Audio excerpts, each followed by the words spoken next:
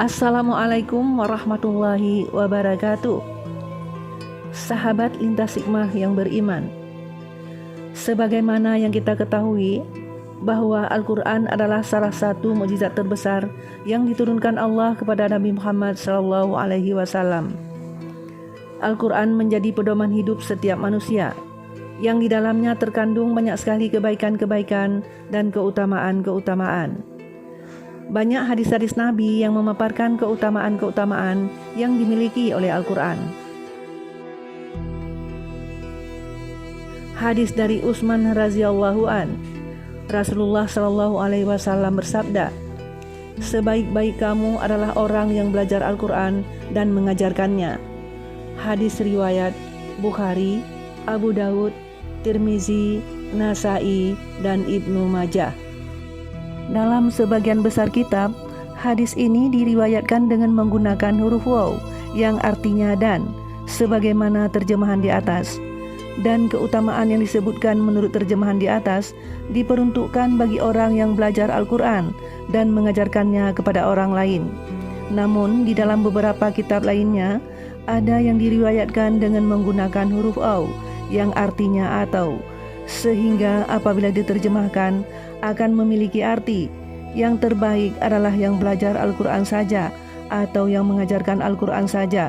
Keduanya akan mendapatkan derajat yang utama. Al-Quran adalah inti agama. Menjaga dan menyebarkannya berarti menegakkan agama, sehingga sangat jelas keutamaan mempelajari dan mengajarkannya walaupun bentuknya berbeda-beda. Yang paling sempurna adalah mempelajarinya, dan akan lebih sempurna lagi jika mengetahui maksud dan kandungannya. Dan yang terendah adalah sekedar mempelajari bacaannya saja. Rasulullah SAW menguatkan hadis di atas dengan sebuah hadis dari Said bin Sulaim secara mursal bahwa barang siapa mempelajari Al-Quran tetapi ia menganggap bahwa orang lain yang telah diberi kelebihan yang lain lebih utama darinya, berarti ia telah menghina nikmat Allah Subhanahu wa Ta'ala yang dikaruniakan kepadanya, yaitu taufik untuk mempelajari Al-Quran. Sebagaimana akan diterangkan dalam hadis-hadis selanjutnya, Al-Quran itu lebih tinggi daripada kalam lainnya, sehingga diyakini bahwa membaca dan mengajarkannya itu lebih utama daripada segalanya. Disebutkan dalam hadis lainnya oleh Mula Ali Qari radhiyallahu an bahwa barang siapa yang menghafal Al-Quran, maka ia telah menyimpan ilmu kenabian di dalam kepalanya. Sahal Tustari berkata, tanda-tanda cinta kepada Allah Subhanahu wa Ta'ala adalah menanamkan rasa cinta terhadap Al-Quran di dalam hatinya. Diterangkan dalam Sarah Al-Ihya bahwa di antara golongan orang yang mendapatkan naungan aras ilahi pada hari kiamat yang penuh ketakutan adalah orang yang mengajarkan Al-Quran kepada anak-anak dan orang yang mempelajari Al-Quran ketika kanak-kanak dan selalu menjaganya pada masa tuanya. Selanjutnya, hadis dari Abu Sa'id radhiyallahu an, bersabda Rasulullah sallallahu alaihi wasallam, Rabb tabaraka wa ta'ala berfirman, barang siapa disibukkan dengan Al-Quran daripada berzikir dan berdoa kepadaku, niscaya aku beri ia sesuatu yang terbaik yang aku berikan kepada orang yang meminta kepadaku. Dan keutamaan kalamullah terhadap kalam lainnya seperti keutamaan Allah terhadap makhluknya. Hadis riwayat Tirmizi, Darami, dan Baihaqi. Seseorang yang sibuk menghafal, mempelajari, atau memahami Al-Quran sehingga tidak sempat berdoa, maka Allah Subhanahu wa Ta'ala akan memberinya sesuatu yang lebih utama daripada yang telah diberikan kepada orang yang berdoa. Sebagaimana dalam urusan keduniaan, jika seseorang akan membagikan kue atau makanan kepada orang banyak, lalu ia memilih seseorang untuk membagikannya, maka bagian untuk orang yang bertugas membagikannya akan disisihkan terlebih dulu. Mengenai kesibukan orang yang selalu membaca Al-Quran, telah disebutkan dalam hadis lain bahwa Allah Subhanahu wa Ta'ala akan mengaruniakan kepadanya pahala yang lebih baik daripada pahala orang yang selalu bersyukur. Hadis berikutnya yang membahas keutamaan Al-Quran adalah hadis yang disampaikan oleh Uqbah bin Amir radhiyallahu an. Ia berkata, Rasulullah Shallallahu Alaihi Wasallam keluar dan menemui kami di Sufah. Beliau bersabda, siapakah di antara kalian yang suka setiap pagi pergi ke pasar butan atau akik, kemudian pulang membawa 2 ekor unta betina yang berpunuk besar tanpa berbuat dosa atau memutuskan silaturahmi? Maka kami menjawab, ya Rasulullah, setiap kami menyukainya. Sabda beliau, mengapa salah seorang dari kalian tidak pergi pada pagi hari ke masjid, lalu belajar atau membaca 2 ayat Al-Quran, padahal itu lebih baik baginya daripada 2 ekor unta betina, 3 ayat lebih baik daripada 3 ekor unta betina, 4 ayat lebih baik daripada 4 ekor unta betina, dan seterusnya. Sejumlah ayat yang dibaca mendapat sejumlah unta yang sama.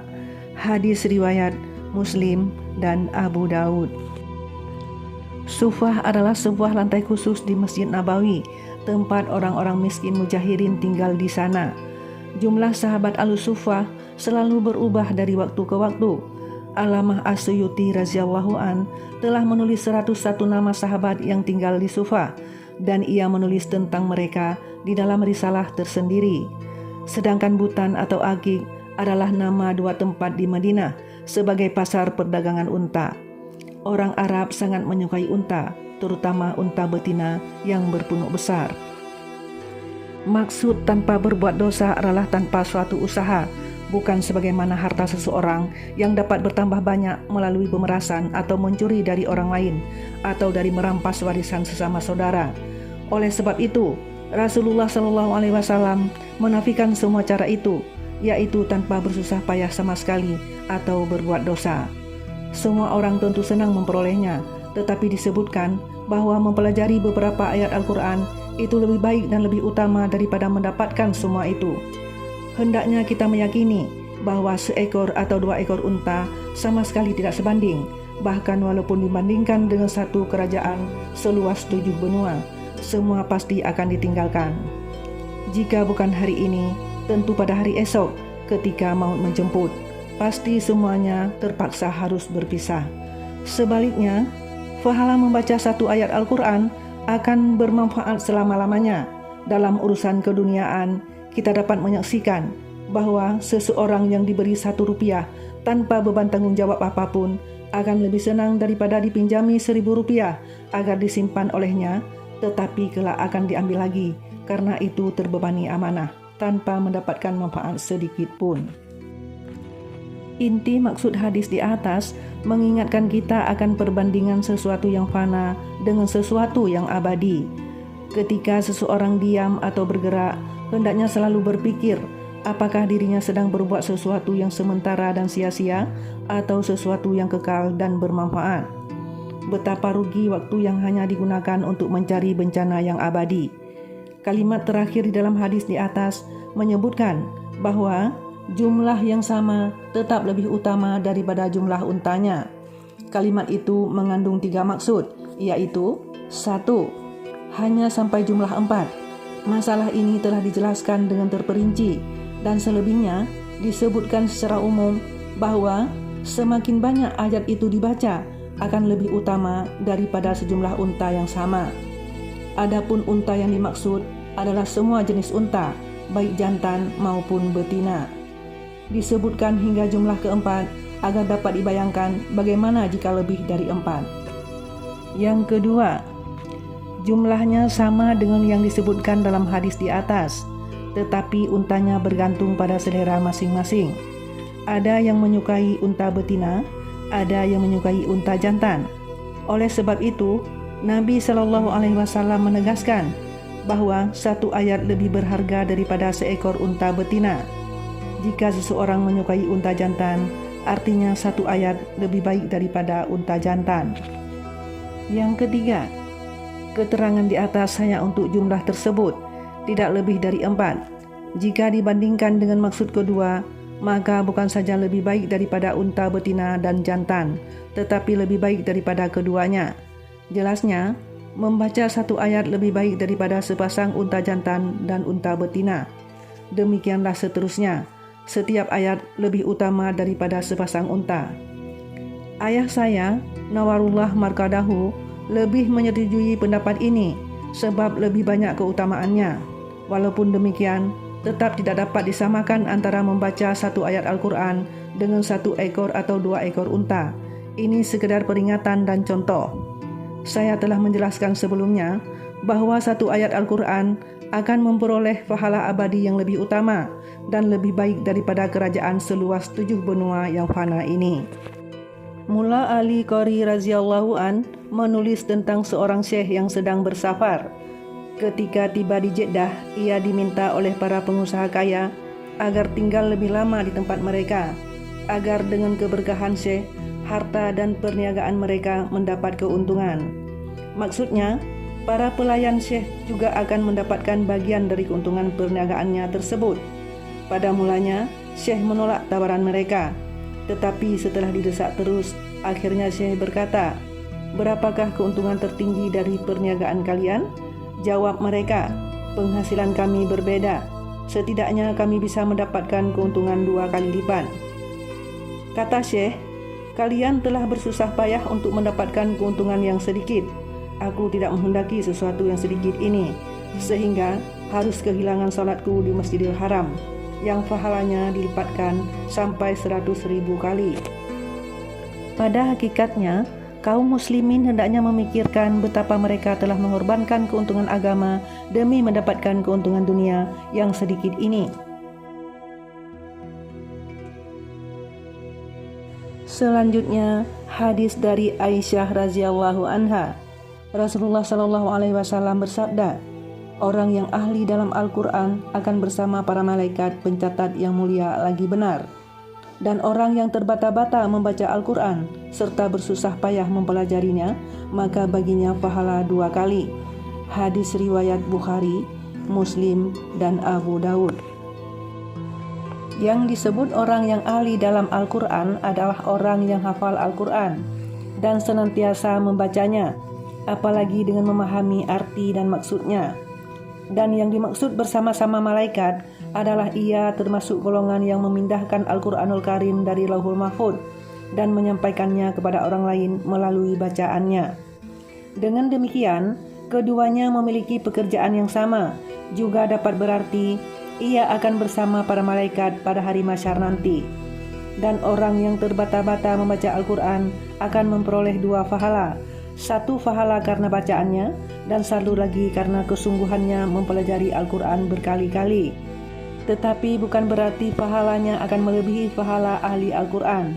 Orang yang ahli membaca Al-Quran tentu akan memperoleh derajat istimewa, yaitu bersama para malaikat khusus. Maksud yang sebenarnya bahwa dengan bersusah payah mempelajari Al-Quran akan menghasilkan pahala ganda, sehingga tidak semestinya kita meninggalkan bacaan Al-Quran, walaupun menghadapi kesulitan dalam membacanya. Mula Ali Qari radhiyallahu an meriwayatkan dari Tabrani dan Baihaqi, barang siapa membaca Al-Quran sedangkan ia tidak hafal, maka ia akan memperoleh pahala 2 kali lipat. Dan barang siapa benar-benar ingin menghafal Al-Quran tetapi tidak mampu, tetapi ia terus membacanya, maka Allah akan membangkitkannya pada hari mahsyar dengan para hafiz Al-Quran. Yang terakhir, hadis dari Ibnu Umar radhiyallahu anhu. Rasulullah shallallahu alaihi wasallam bersabda, "Tidak dibenarkan hasad atau iri hati kecuali terhadap 2 orang. Seseorang yang dikaruniai oleh Allah kemampuan menghafal atau membaca Al-Quran, lalu ia membacanya pada malam dan siang hari, dan seseorang yang dikaruniai harta oleh Allah, lalu ia menginfakkannya pada malam dan siang hari." Hadis riwayat Bukhari, Muslim, Tirmizi, dan Nasai. Pada umumnya, banyak dinukilkan di dalam Al-Quran dan hadis mengenai keburukan hasad, yang hukumnya mutlak dilarang. Sedangkan menurut hadis di atas, ada dua jenis orang yang kita dibolehkan hasad kepadanya. Disebabkan demikian, banyak riwayat terkenal mengenai keharamannya. Maka alim ulama menjelaskan, hasad dalam hadis ini dengan dua maksud. Yang pertama, hasad dengan makna risik, yang dalam bahasa Arab disebut dengan khibtah. Adapun perbedaan antara hasad dan khibtah adalah, yang dikatakan hasad jika seseorang mengetahui ada orang lain yang memiliki sesuatu, maka ia ingin agar sesuatu itu hilang dari orang tersebut, baik ia mendapatkannya atau tidak. Sedangkan khibtah ialah seseorang yang ingin memiliki sesuatu secara umum, baik orang lain kehilangan ataupun tidak. Oleh sebab itu, secara ijma' hasad adalah haram. Dan alim ulama mengartikan makna hadis di atas sebagai khibtah yang dalam urusan keduniaan dibolehkan, sedangkan dalam masalah agama adalah mustahab atau lebih disukai. Yang kedua, mungkin juga maksudnya digunakan sebagai pengandaian, yaitu seandainya hasad itu boleh, maka hasad terhadap dua hal di atas tentu dibolehkan. Wallahu a'lam. Demikianlah beberapa hadis yang membahas tentang beberapa keutamaan Al-Quran. Nantikan pembahasan selanjutnya hanya di channel YouTube Lintas Hikmah. Wassalamualaikum warahmatullahi wabarakatuh.